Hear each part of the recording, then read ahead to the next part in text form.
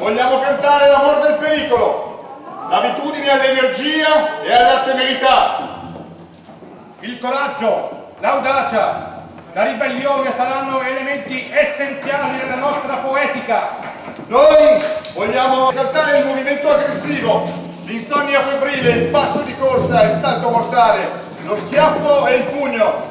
Noi affermiamo che la magnificenza del mondo si è arricchita di una bellezza nuova, la bellezza della velocità. Bisogna che l'artista si prodighi con ardore per aumentare l'entusiastico fervore degli elementi primordiali. Nessuna opera che non abbia un carattere aggressivo può essere un capolavoro. Noi siamo sul promontorio estremo dei secoli.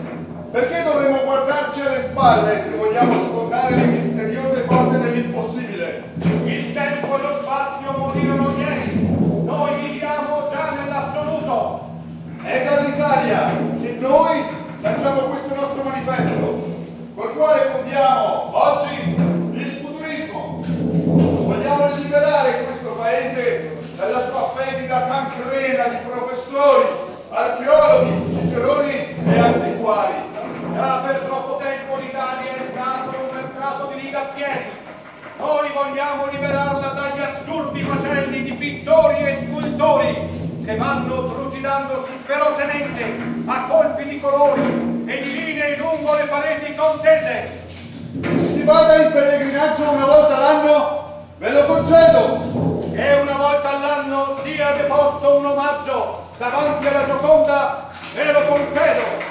Ma non ammetto che si conducano a passeggio per assurdi musei le nostre tristezze, il nostro fragile coraggio, la nostra morbosa inquietudine. Perché volersi avvelenare? Perché volersi imputridire? Volete dunque sprecare tutte le forze migliori in questa eterna ed inutile ammirazione del passato, da cui uscite fatalmente esausti, diminuiti e calpesti? Alzate la testa, ritti sulla cima del mondo. Noi scagliamo una volta ancora la nostra sfida alle stelle. Che la fama non insta nelle molte cose, ma nelle poche fatte bene. Cerco trovare nella mia materia un non so che di spirituale che le serva d'anima. La sola imitazione delle forme mi torna vuota, morta. Io vorrei pure avessero una sembianza di vita.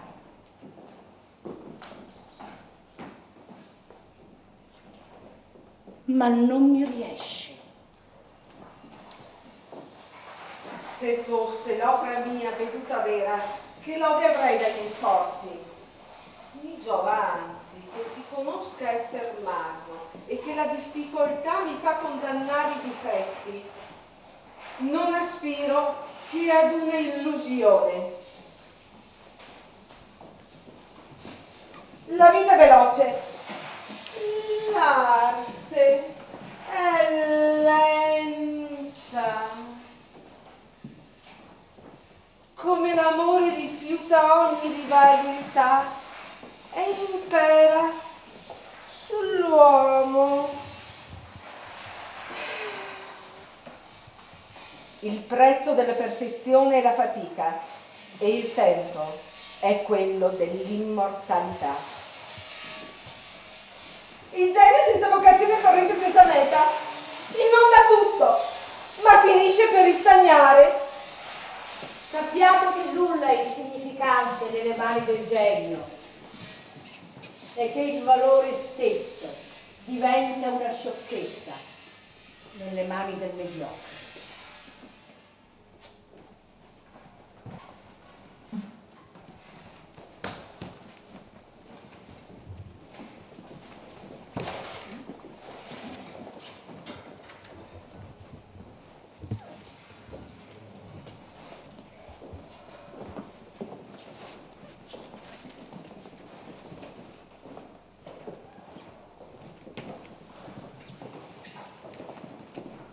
Non chiedetevi dove si genera la fantasia, nel cuore, nella mente Ispirato dall'invenzione, l'artista scruta nell'oscurità e coglie un raggio riflesso, un'ombra, un tratto o un colore.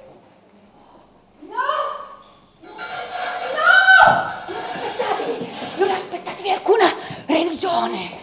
In epoca in cui è più facile incontrare un santo che un uomo. No! No! Non aspettatevi arte. No! No! In epoche in cui sono più numerosi gli artisti che i muratori.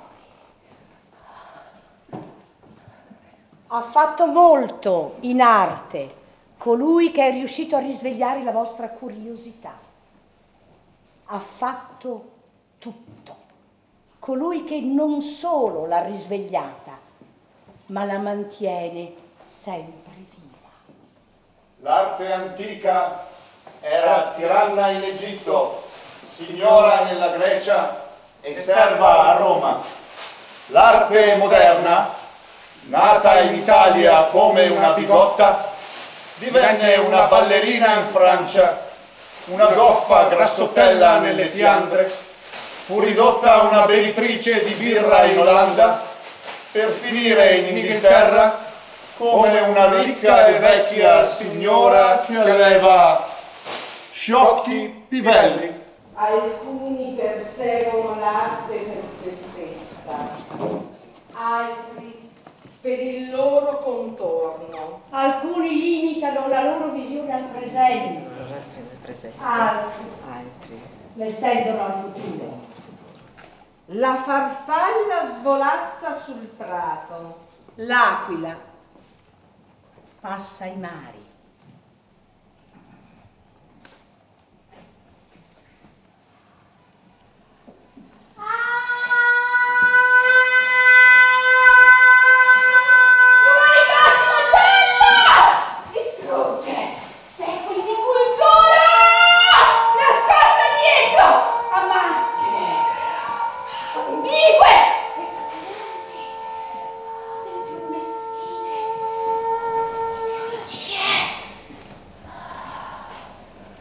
Se tu sai dov'è la forma, porta, prigioniera, vestita di luce. L'arte, la scultura, la prima arte, ne usò per così dire Dio stesso per creare l'uomo. Non ha l'ottimo artista alcun concetto, con marmo solo in sé non circoscriva col suo soverchio. E solo a quel concetto arriva la man che all'intelletto.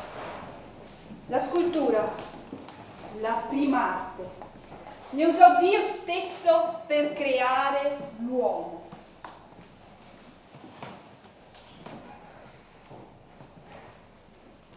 Molto diletta il gusto intero e sano l'opera della prim'arte, che n'assembra i volti e gli arti e con più vive membra di cera o terra o pietra un corpo umano.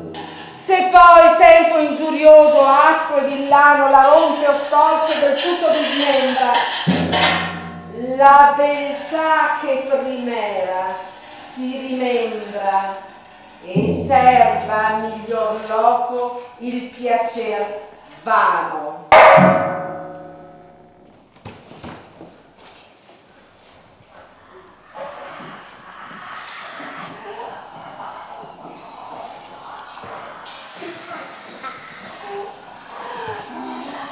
Nasce l'animale, si nutre, cresce, muore. L'uomo si nutre di esso. Rimangono le ossa, vengono sezionate, vengono viste, osservate da occhi diversi, dall'occhio dell'artista.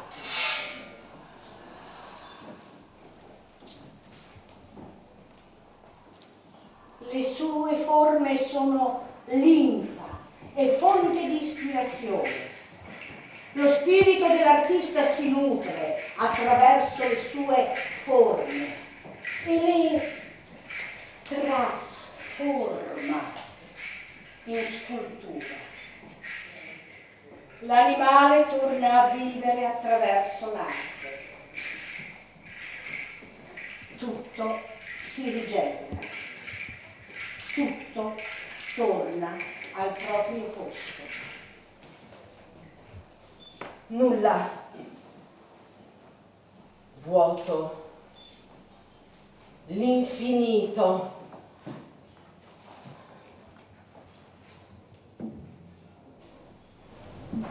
Buco. Buco. Buco. Rinasco!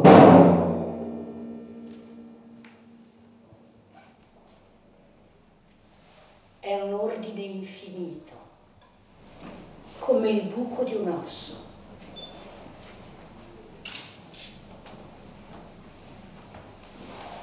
Affronto la tela come fosse un muro alla ricerca di un buco attraverso il quale poter passare per varcare il confine dell'ignoto. L'arte non riproduce ciò che è invisibile, ma produce ciò che non sempre lo è.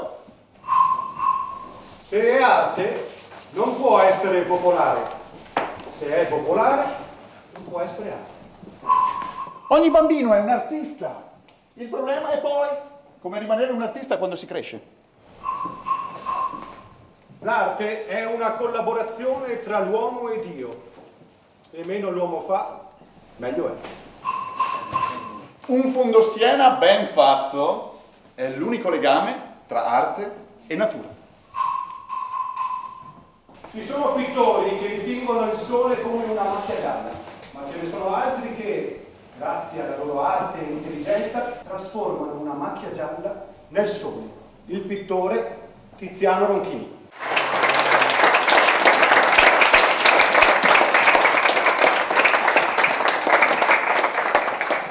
Chi lavora con le sue mani è un lavoratore. Chi lavora con le sue mani e la sua testa è un artigiano. Chi lavora con le sue mani, la sua testa e il suo cuore è un artista.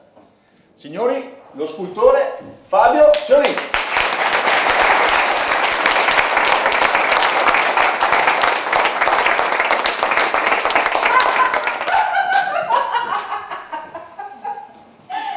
E lei sarebbe disposto a pagare 30.000 euro per questa crosta? Non è possibile? Oh sì, è possibile. Come? Mi sanguina il naso su una tela bianca e lei mi dà 30.000 euro? Secondo lei perché la gente si interessa d'arte? Non lo so, è un business? No. No, perché è la sola traccia del nostro passaggio sulla terra.